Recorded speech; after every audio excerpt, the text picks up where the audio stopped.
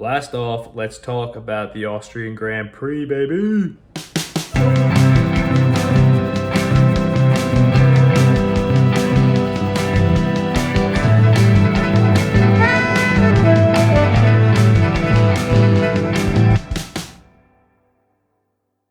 Okay, here we go. Let's talk a little bit about what happened this past weekend. Before I get started, if you hear any fireworks in the background, I'm not in danger. There are just some people that might be doing fireworks next to me.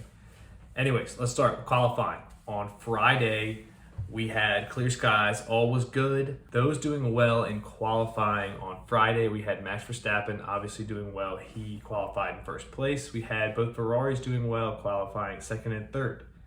Lando Norris in fourth. I would say that's pretty good considering the car that he has. Good job, Lando. He always does well at this track. Hulkenberg qualifying into Q3. Impressive. And we had Albon in Q3 with that Williams car. That is no easy task getting into Q3.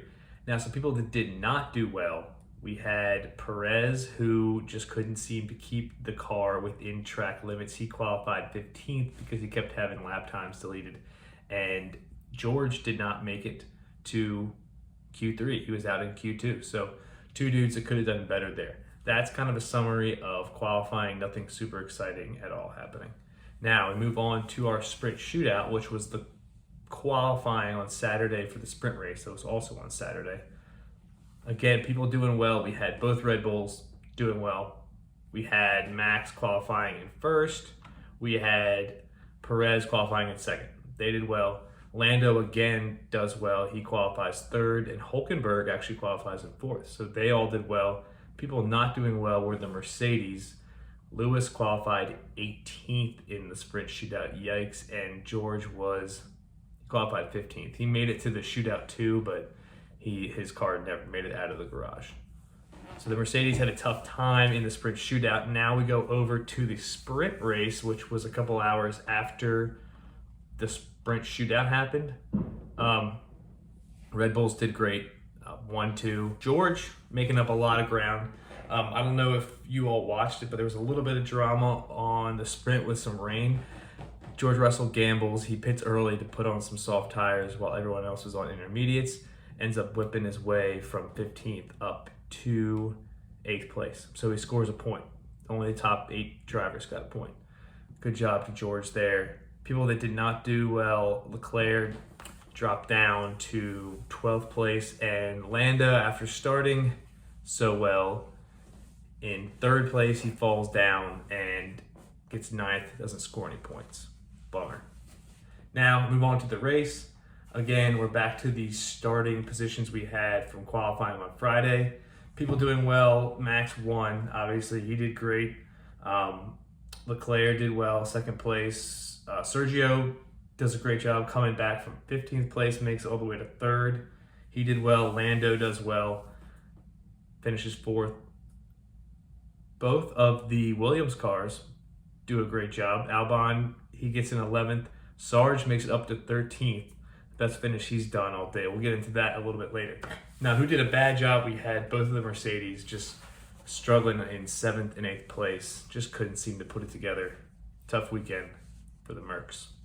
That was kind of it. Podium picks. I am now 0 for 9 officially. I thought it was going to be Leclerc, then Verstappen, then Hamilton. Boy, was I wrong. We had Verstappen in first, of course. Shouldn't have bet against that. We had Leclerc in 2nd place, and then we had Perez in 3rd. Now, I will say I was not alone. There were 3 people participating in my challenge I had for $1. If anyone were to comment on the YouTube video getting the podium in the correct order, would have been $1 coming your way. We had 3 participants. None of them got it right. So I'm not alone. It's not easy. You would think it's easy, but it's not as easy as you think. We'll see if I can get 1 out of 10 next week. We're gonna win a race this year, and we're gonna do this.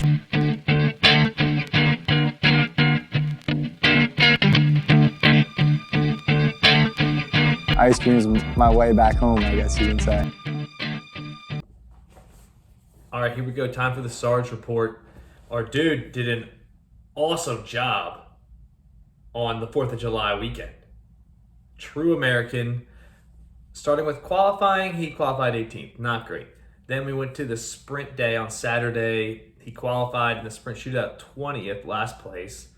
So we're like, okay, same old Sarge. He finished the sprint in 18th place. So right around 18th, that's kind of normal. 18th, 19th, 20th. We were kind of starting to hang our heads. And then Sunday, Sarge surges up to 13th place to finish the race. I even clocked him in 9th place at one point. He did what we talked about. He kept his nose clean and he just rocked it out. Sarge, way to go, man. We are looking forward to you getting up into the points. Keep driving like that. Good things will happen.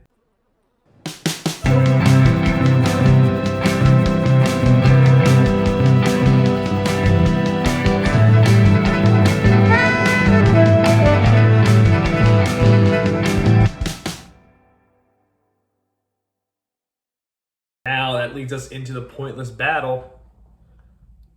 DeVries, the wall dog, versus the American, Sarge. So I know I already ran you through how Sarge did, but let's compare the two. So in qualifying last Friday, we had Sarge in 18th, DeVries down in 20th. Score 1 for Sarge. Then we went into Saturday's day. Sprint shootout, Sarge in 20th, the wall dog in 18th. Score 1 for the Wally. Then went to the sprint, Sarge finished 18th, DeVries finished 17th. So score 1 again for DeVries. Then the race time came. Sarge turned it on, baby. Some shine when the lights are brightest. Sarge gets 13th place, DeVries 17th. So the battle rages on, but now both guys are kind of in the mix here. At least one race this season where we've started to bite our fingernails a little bit and get a little bit nervous.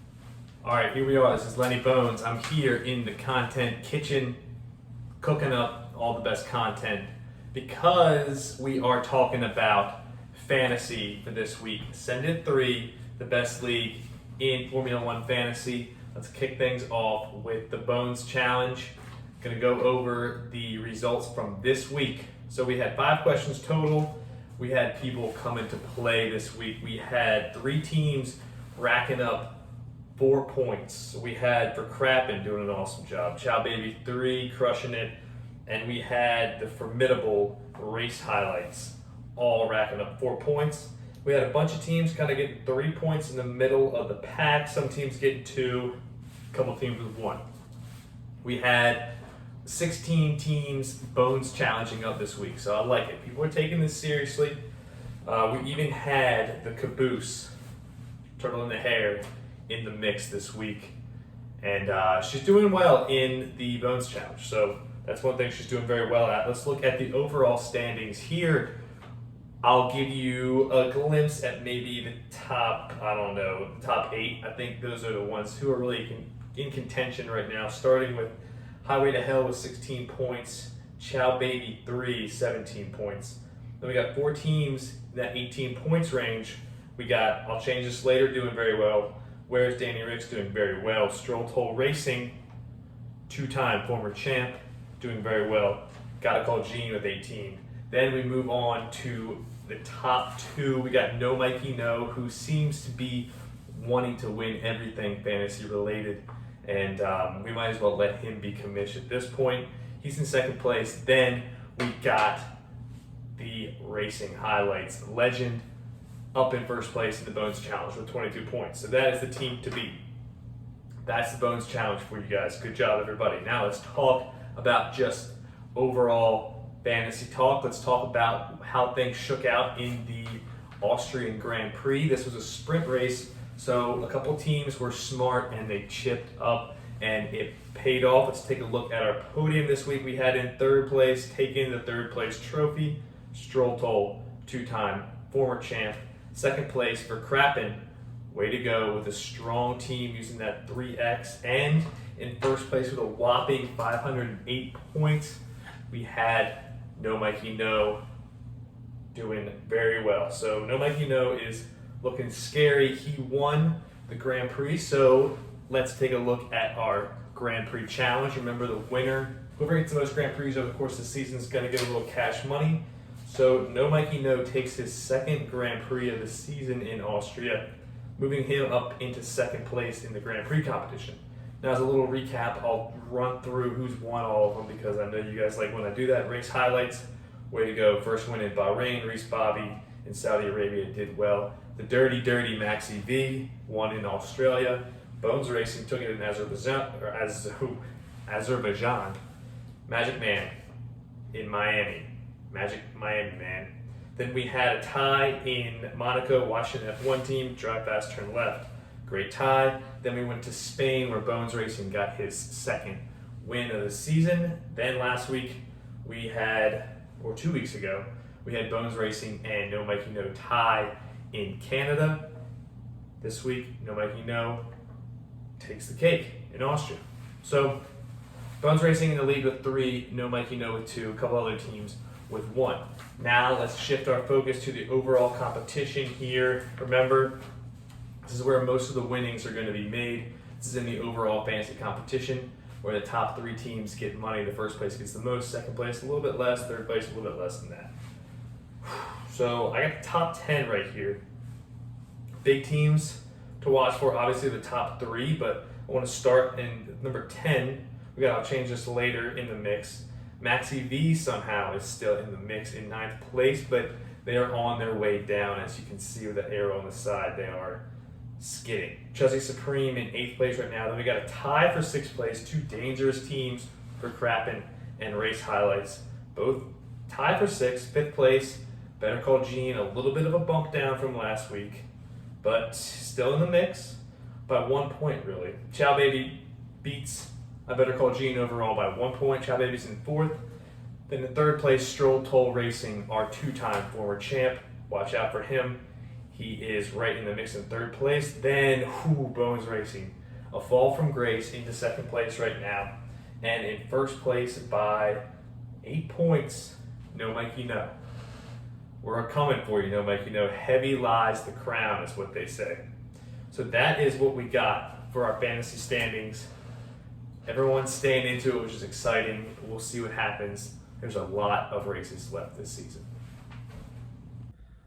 That's it. That's all, folks. We are on to Great Britain.